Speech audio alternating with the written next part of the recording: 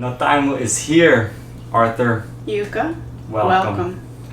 Today we want to talk about traveling, more specifically how to travel from the United States to Europe at a very low cost.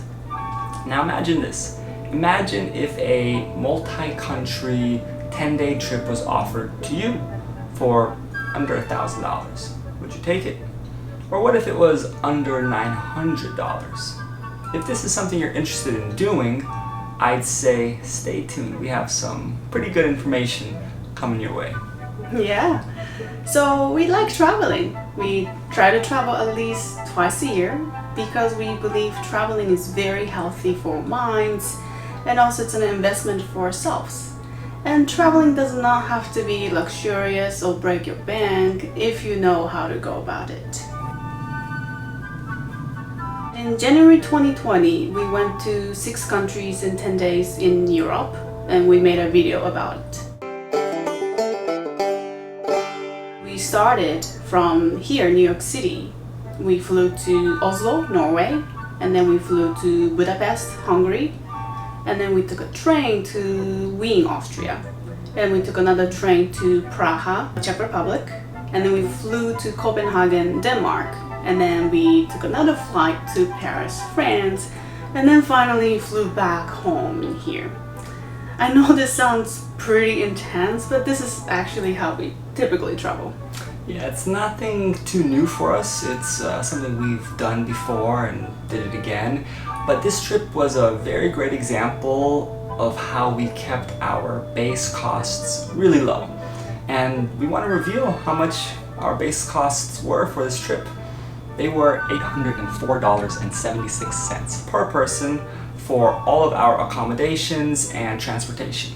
To break it down even further and to clarify a little bit, our transportation, meaning all the flights, the train rides to and from each destination, that cost in itself was $483.66 per person. In terms of accommodations, this includes staying at a hotel, a guest house, a hostel, Airbnbs. The cost for that was $321.10 per person. All this adds up to $804.76 per person for our base costs for this trip in January 2020, and I think that's pretty good. It's very good. But actually, travel at this cost doesn't come very easily because it takes time and planning and work. And I don't know if in this time and age if people still use travel agency, but this is something that we build. And we should get into some practical and very specific information. There are 10 key points of how you could build your own multi-destination itinerary at a very low cost. Yes, and we'll use our January 2020 trip as an example of how we applied these key points to the trip. So I'd say, let's get into it. Let's get to it. This might sound obvious, but pick an off-peak season to travel. Our January 2020 trip was in January, after the New Year's, and prices dropped. Another great time to travel, September. So just keep that in mind, off-peak season. We've tried different search engines and booking websites, but we found overall Google Flights the best for its searchability and the user-friendliness. And for this trip, we booked all the flights on Google Flights. Typically, prices tend to be lower when you're booking about 2 to 3 months in advance. For this January 2020 trip, we actually booked it about 2 months prior to the trip, but we actually started building the itinerary and researching a month prior to that. And it worked. So usually, flights scheduled on weekends and middays are likely to be more expensive. For this trip, our flight from New York City to Oslo was on a Friday night at 11 p.m. And our return flight from Paris to New York was on a Monday evening at 6 p.m. Some large cities have multiple airports, and it could be less expensive if you flew from one or to one versus another. For this trip, we flew from JFK in New York, and we also flew back to JFK in New York. But we have no issues flying from, say, EWR in Newark, New Jersey, if the itinerary called for it in terms of working out for us better cost-wise and schedule-wise. So we usually book multiple one-way tickets, except when it makes sense to book a round-trip ticket. For this trip, all the tickets we booked were one-way. We actually don't mind a small amount of legroom, no meals, or even refreshments on board. What we want from a plane or a train is to take us from point A to point B without issues. For this trip, we took Norwegian, Ryanair, and Vueling. All are great airlines to take you from point A to point B at a low cost. Trains are great. They run very smoothly and efficiently in Europe. It is a great form of transportation if you like to travel within a country or going to neighboring countries. For this trip, we took train 2 times.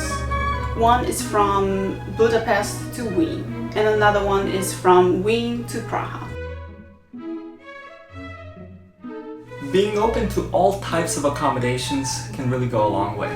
For us, as long as we have a roof over our heads, a clean bed, a bathroom, a place to safely store our things while we are out and about, we're good to go.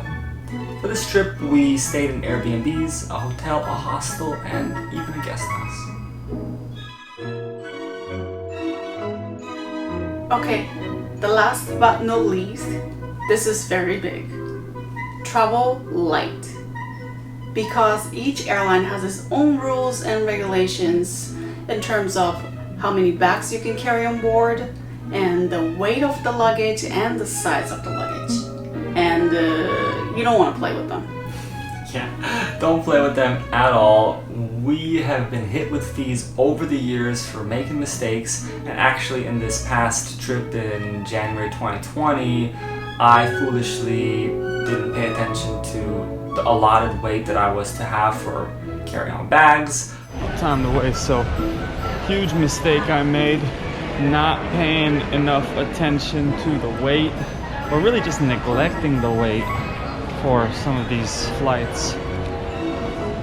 It was supposed to be 10 kilograms for both bags. I went to 15 kilograms about, and I was trying to adjust it to make it down to 10, and while I was doing that, they were closing up and basically saying boarding's done, blah blah blah, so I ended up paying around $75.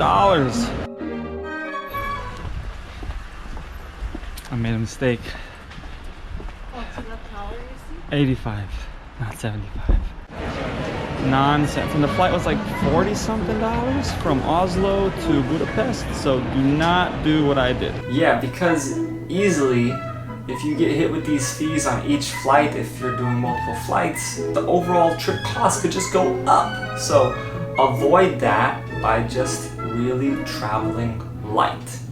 And if you do all of these key points, key tips, you could really get yourself a multi-country, multi-day trip for less than $1,000, less than $900, maybe even less than $800 if you compose it a certain way. So we reveal our costs for our January 2020 trip at $804.76 per person, base costs, and share all this information on how to travel from the United States to Europe at a very low cost, because we want to encourage others to travel more, travel often, especially if you haven't lately, because traveling really is beneficial. It's helpful for the mind, for the body, to experience different places and spaces, and it's really an investment in oneself. So I'd say go travel if you want to. Go travel. And that does it, that covers it. Anything else? I think we should book our next flights. Already? Yeah, already, let's do it. Let's do it. So I think we should take a time out. Yeah. Alright, time out.